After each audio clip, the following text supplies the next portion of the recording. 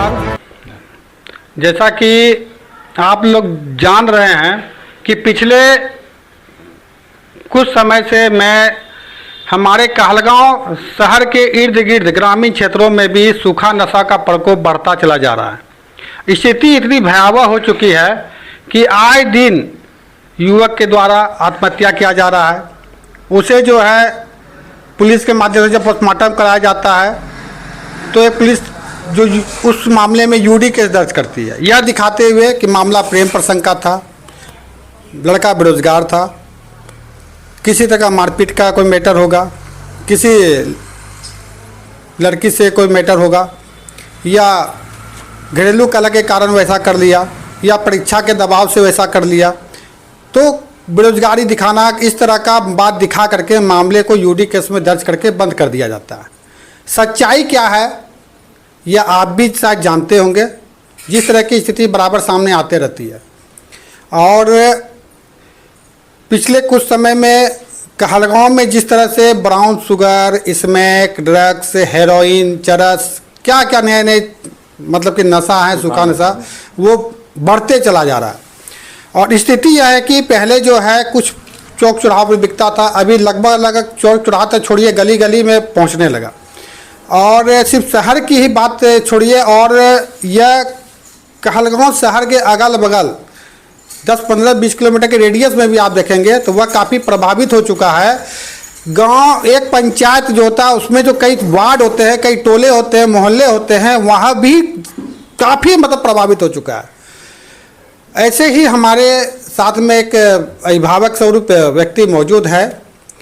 आप अगर इनकी वेदना और आह को सुनेंगे तो आपको काफ़ी दुख होगा कि ऐसी स्थिति, इतनी गंभीर स्थिति होने के बावजूद भी हमारे स्थानीय जनप्रतिनिधि, समाज सेवक, स्थानीय प्रशासन क्यों नहीं कुछ कर पा रहे हैं।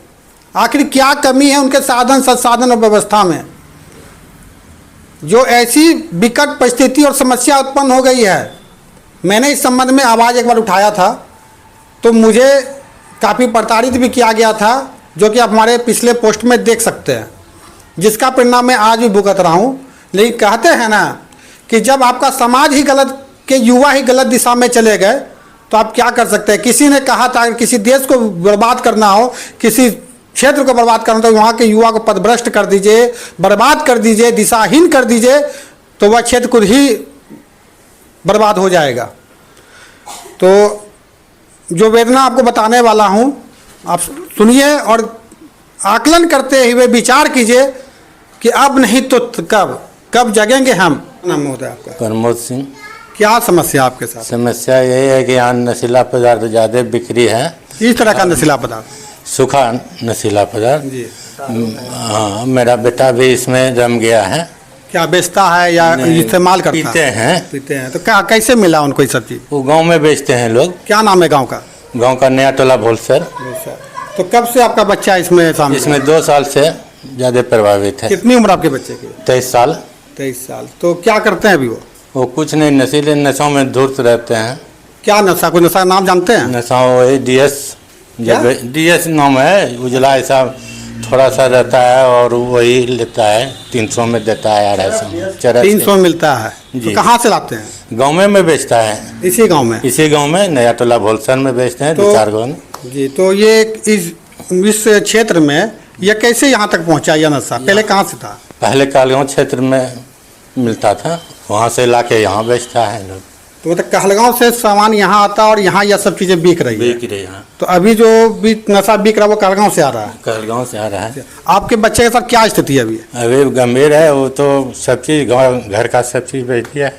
क्या बेच दिया? जैसे सोना चांदी सब, और खाने पीने का भी सामान बेच दिया। आप रो रहे हैं सर, हम समझ रहे हैं आपकी वेदना को, क्या होता है जब किसी बिकता है। तो बच्चे का इलाज नहीं करवाए सर?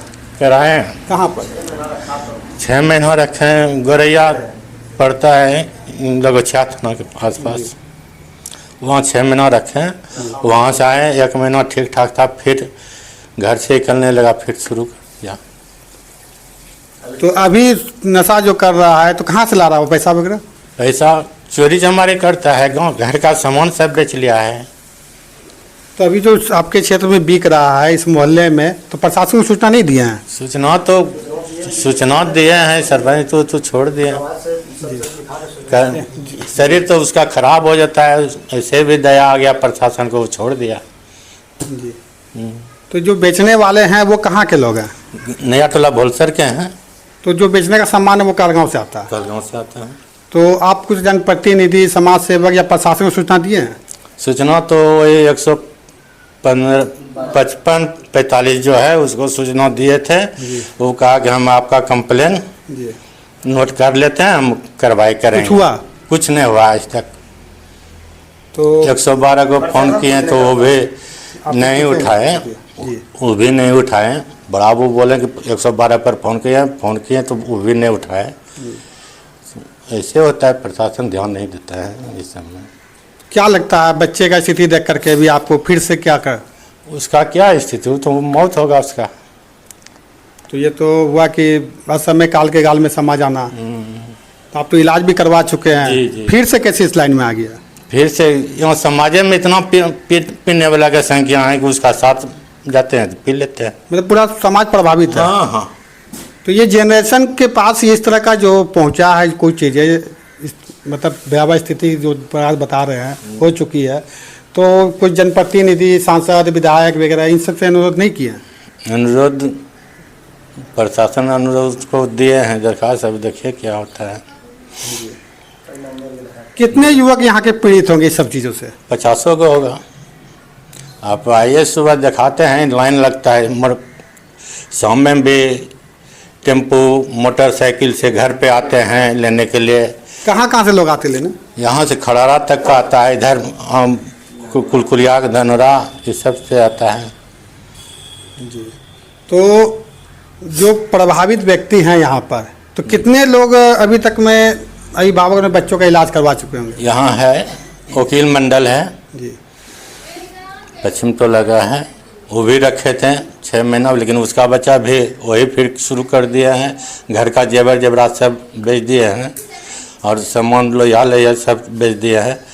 जसलपुर का है अशोक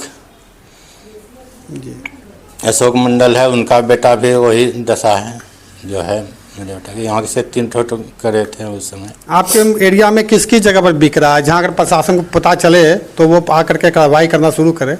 तो वो कुछ स्पॉट एरिया का नाम बताइए जगह का। जगह तो घर पर बेचता है, मरे स्थान है वहाँ भी बेचता है। जो बेचने वाला का नाम नहीं बताइएगा, बेचने वाले का नाम डायरेक्ट प्रशासन को बताइएगा, क्योंकि हम जगह जानना चाहते हैं कि आपके भोलसर पंचायत में कौन कौन से जगह पर, वो चिन्हित जगह बताइए हमें। चिन्हित जगह है, गली में घूम घूम के बेचता है। और अब कहाँ पकड़िएगा, और मरे स्थान पर बेचता है। नहीं जो है आपका स्वास्थ्य केंद्र है मरे स्थान पर, उसमें रूम भूसा तुसा रखा है, उसी में घुस के बैठते हैं लोग, आते हैं ले जाते हैं। तो अभी आपको कितने बच्चे हैं टोटल?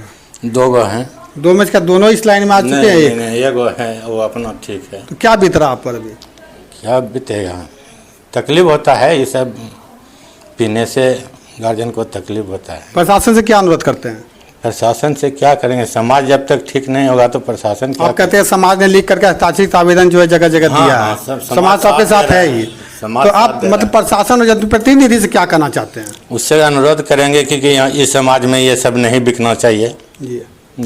और कहलगांव में जो कि एक तरह से जैसे सर बता रहे हैं कि वहाँ से यहाँ का अमापुर आता है, तो देखा जाए तो कहलगांव जो है अब बिकते बिकते जो है अब वहाँ पर बड़ा हब बनते जा रहा है। कितना दुख की बात है, क्योंकि मैं खुद कहलगांव शहर से बिलोंग करता हूँ और सुनकर काफ़ी दुख हुआ कि हमारा कहलगांव जो है कि दागी बनते जा रहा है इस सब लाइन में।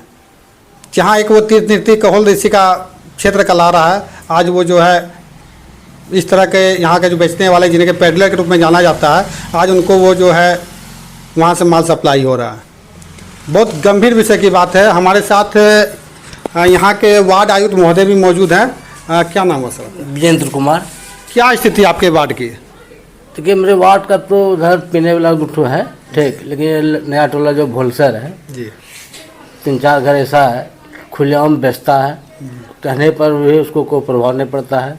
और हम लोग कल अभी मान अच्छे MLA साहब से मिले हैं, मुकेश जी से। अच्छा, विधानसभा के जो विधायक जी हैं। हाँ, मुकेश शोभानंद मुकेश जी जो हैं उसे कल मिले हैं, उसको लिखित में आवेदन भी दिए हैं, ठीक, और नाम समेत उसको दिए हैं कि फलना फलना आदमी बेच रहे हैं। क्या आश्वासन मिला वहाँ से? बोला कि ठीक है, इस पर हम कार्रवाई करेंगे, देखते हैं हम जाएंगे। यहाँ के कितने युवा प्रभावित होंगे? हाँ, मोटा मोटी हज़ारों की संख्या में आता है। देखिएगा तो सुबह से शाम तक में मोटा मोटी मोटरसाइकिल गाड़ी लगे रहता है। मतलब स्थिति बहुत भयावह है। पूरा भयानक है।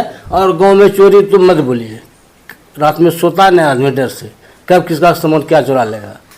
खुद मेरे घर से अभी सोए हुए थे, 11 रात में सोए, मोबाइल मेरा चोरी कर लिया। थाना में आवेदन दिया, अभी कोई थी नहीं, उसका सुनवाई नहीं है। क्या प्रशासन भी क्या करेगा? प्रशासन कुछ करबे नहीं करता है यहाँ का, एकदम से नहीं।